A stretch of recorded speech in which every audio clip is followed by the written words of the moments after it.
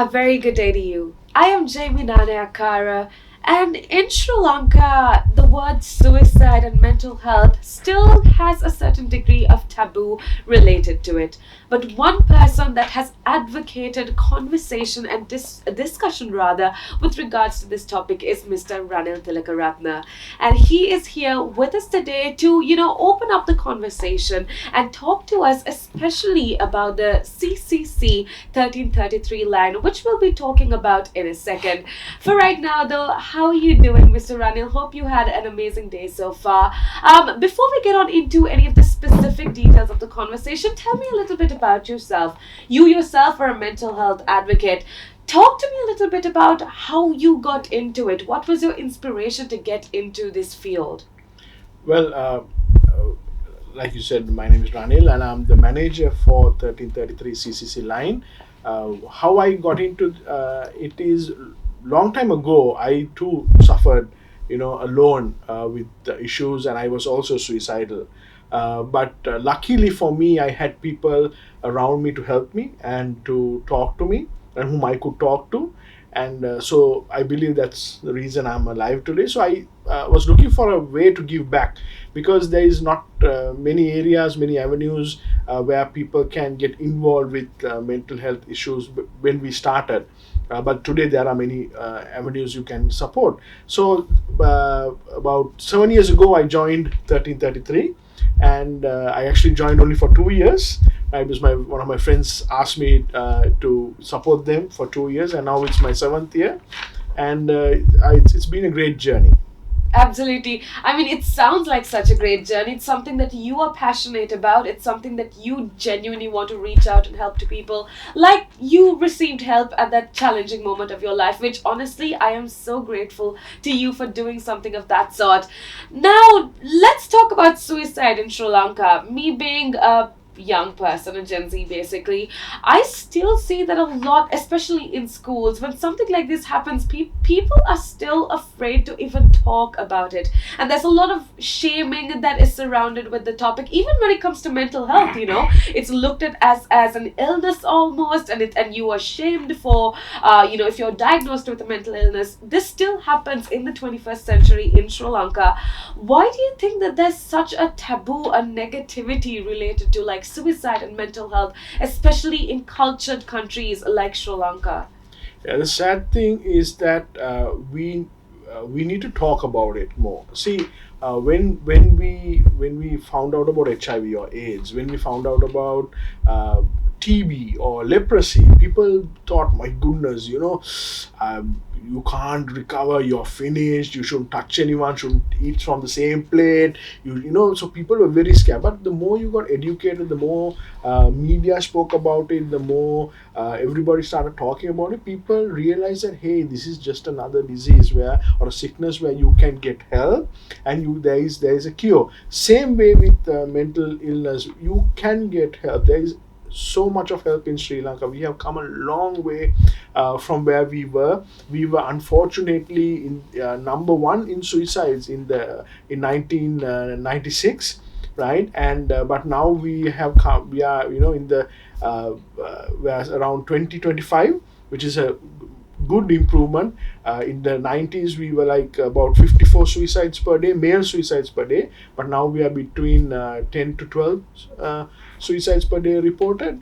And out of that, now last year, in the last 2 years with COVID, the suicide rate was between 3,100 to 3,300. And unfortunately, every year the majority of suicides are among male, right? Because if you take, now last year, it was about 550 to 600 female suicides, and the balance of male suicides.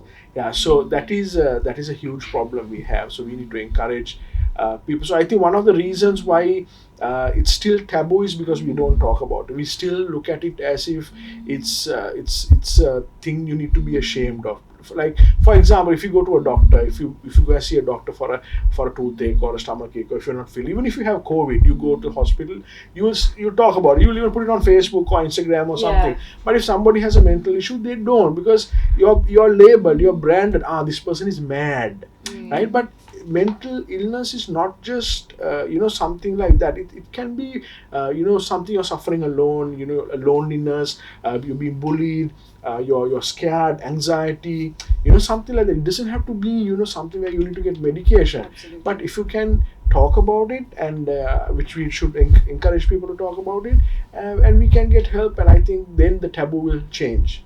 I love that you brought that up, sir. Now, being a Gen Z, I feel like social media has definitely played a huge role in terms of opening up conversation and breaking taboos. Because there are people talking about, if you open TikTok, there are people talking about what you can do about depression, what you can do to fight it just a little bit. But I feel like this whole taboo that we were speaking of is more so in the older generations. I could be wrong saying this, but my personal experience is that it's a lot of the older people that say pissune, and almost have that shaming. But it's good to see, like you said, that's always improvement. You said the statistics to me still were mind blowing to know that there's about 5 to 10 people that pass on every day because 10 of to 12.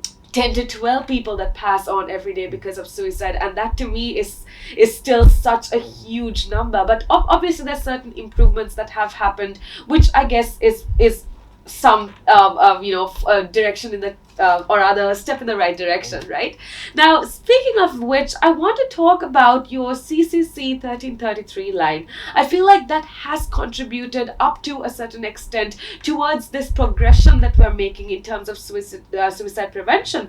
So talk to me a little bit about this 1333 line. What exactly does it mean? CCC stands for Courage, Compassion and Commitment, right? It was founded by Jeta Devapura, and he lives in Australia.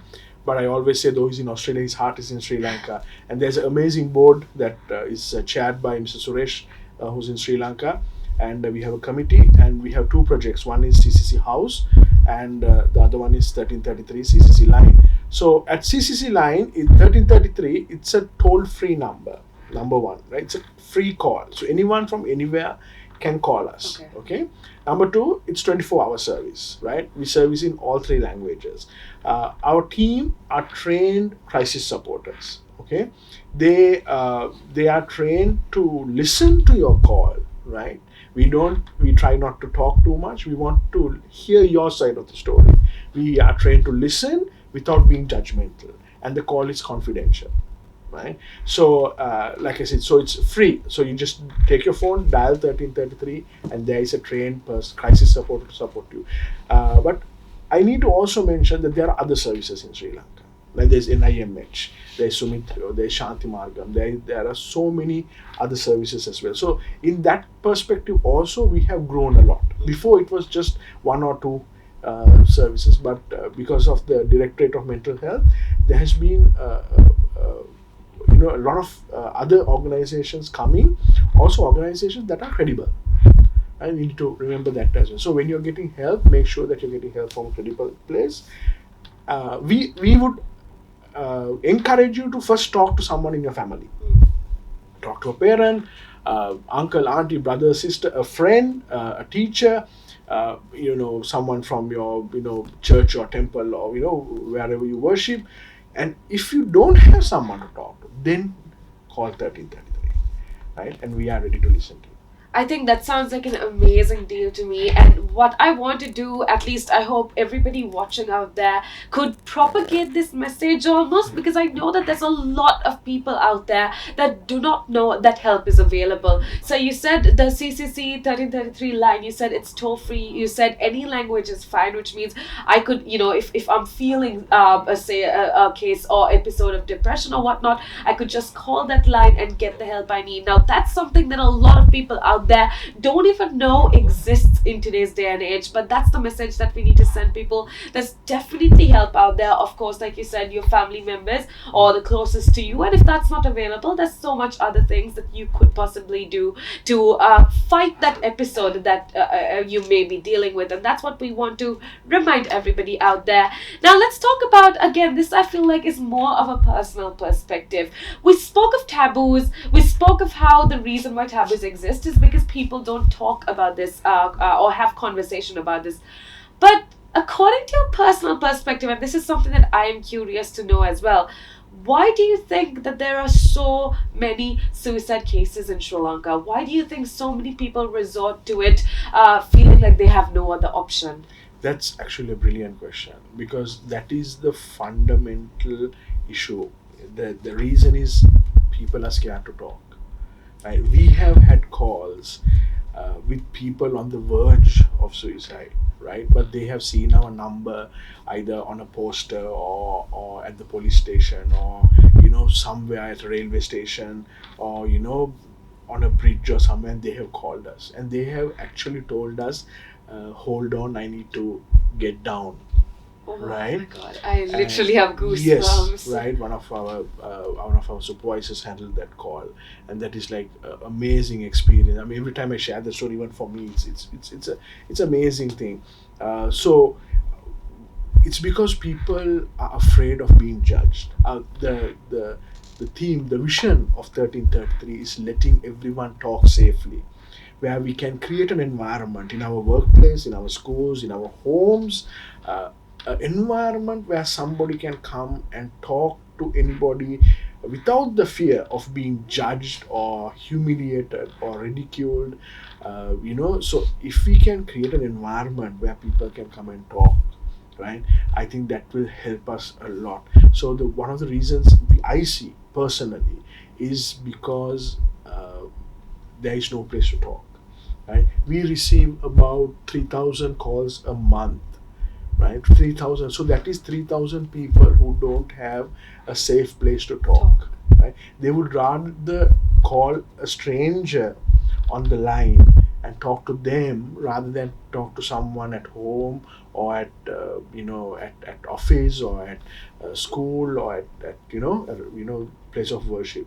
So we need, I believe that, because people don't have, and if, like I said, male suicides are higher, because in our culture we have always kept the male as the strong person, right? We say, okay, if a boy falls and cries, ayo, why are you crying like a girl? That is what we say, right? Or be a man, or man up, right? But it's okay for a man to cry, right? It's okay for a man to talk about his problems. It's okay for a man to ask for help. And we, while encouraging people to talk to, there's another side as well. We need to be available to listen to. Yeah.